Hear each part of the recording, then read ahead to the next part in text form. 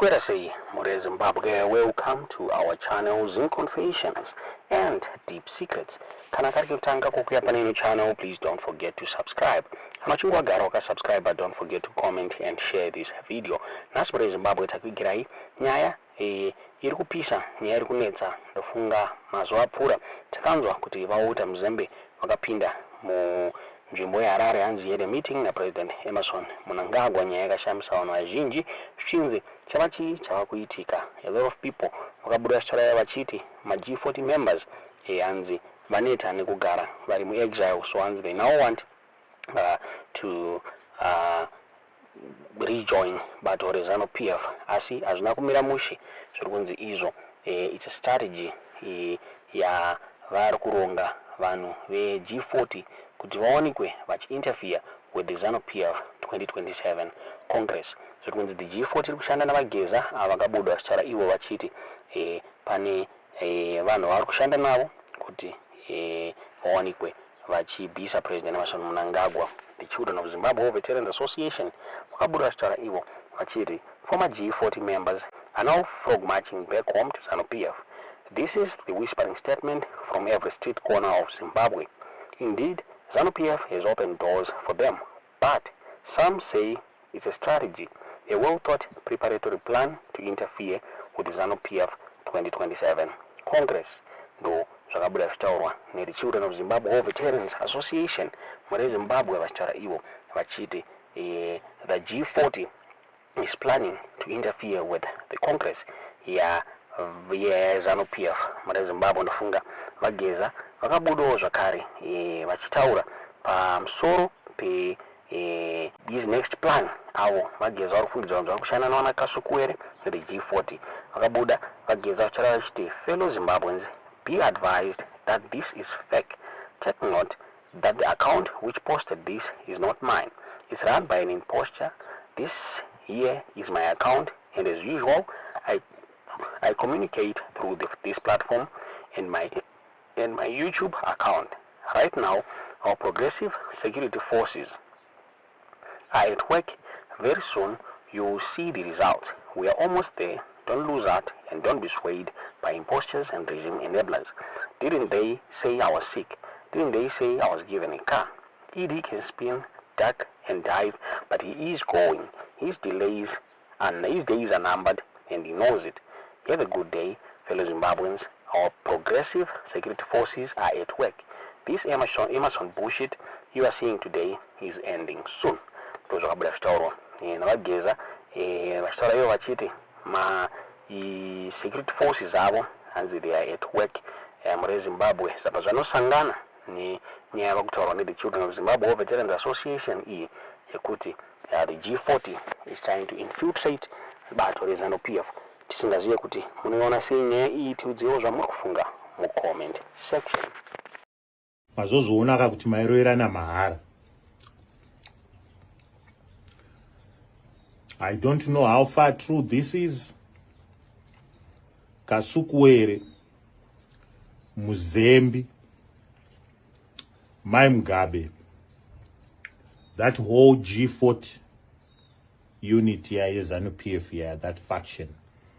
Vakadzingirwa vaive, including Jonathan Moyo. I'm sure manzwa kuti vane delegation iri kuita negotiate their return and their readmission into ZANU-PF. Ndinoda kudzidzisai chinhu one senyika. Kune vanhu vanomiririra vanhu kozoti vanhu vanokonzera division mupati just because they have differences. Comrade Geza havana kuuya vachimiririra division kana chichi. Comrade Geza vakauya vachitaura kumiririra povu kuti vanhu vatambura. Pamusoro pazvo, nyoka yemabhunu, Comrade nyoka yemabhunu, vakauya vachitaura the same thing kuti vanhu vatambudzika tofanira kubvisa hurumende.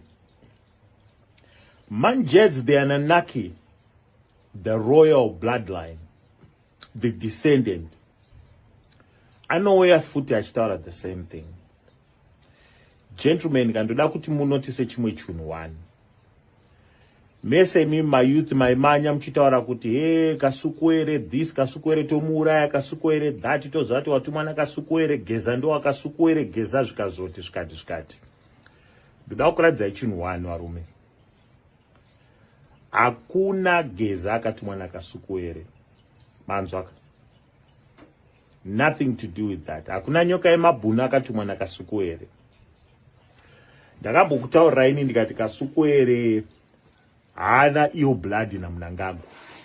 They are very close business associates. Okay, so guys, chatofana kudzidza senyika hakuna munhu ari kuzokumiririra ise zvamunofunga kuti ndo zvichazoitika kana kuti muchazobva nyika yezosimuka yakadai kana kuti chichi. If you don't liberate yourselves mukapuhwa mukana imwe yaya yatetapuhwa nana comrade Geza yai kuti ngatisumuke tibvise vanhu aka. It's getting worse. Do you understand this re-emergence of this political party kuti chichiri kuitika? This is all to fend off the power of General Chiwenga. Manzwaka. This is all to fend off influence ya General Chiwenga. Ndoda kukutaurirai kuti zvese zviri kuitika izvi vanhu vese vakatiziswa nekuda kuti General Chiwenga paya pakaitika soft coup yakaitika haisi soft coup haisi coup haisi chii pakaitika that correction and that protection of the constitution initiated na General Chiwenga nemacomrades ese akazofa aya vese vakudzoswa vaka that is to try to win off power from General Chiwenga. I want you to notice something. Do you think anakasukuere vanowira na General Chiwenga? Do you think anakasukuere nana mzembi nevamwe vese vakatiza vanowira na General Chiwenga? The biggest answer to that is no. Isusu sepovo yeZimbabwe, we must choose things that work for us as the general public. Muchafa mchitambura if you are not careful whether uri supporter ZANU PF whether uri supporter opposition. The destiny is the same. Manzwaka. The result here is the same. I therefore call upon you to support General Chiwenga on the next Congress. Pa Congress irikuitika ikai Mnangagwa hakuna 2030. Hakuna ED, hakuna 2030, you're gone. Accept it and your term is up. You're gone. Zvekuda kuunzana kasukuere kuti utsvaga another way yekuda kuita fend off power ya General Chiwenga. Kasukuere vese vamwe vese you are not coming in to challenge General Chiwenga. If you do, please do it openly. We want to know. But what I can tell you is Sepo v Zimbabwe. We actually know what we want. Anditika. We actually know what we want. At the end of the day, we know that Anamai Mugabe vesa vanu betray vanhu. How can such a thing happen to you and then you just walk back in like that?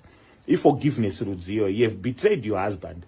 So in I think that at the same time, I'm going to ask you, kuti chiudza kaMnangagwa wacho chiudza ED pane gowa raMugabe. Aenda anomuita rebury to the hero sake. That is the only thing chasara. I hope zvinhu zvandataura izvi izvi zvinomake sense kuna vamwe vanhu. It's a disappointment to me, but the struggle continues. ED must go. General Chiwenga is a powerhouse. Nelson Chamisa has the biggest support. We are heading towards a new Zimbabwe. There's a lot that's coming. There's a lot. Your one and only man, Jeds, the Anunnaki descendant, the royal bloodline.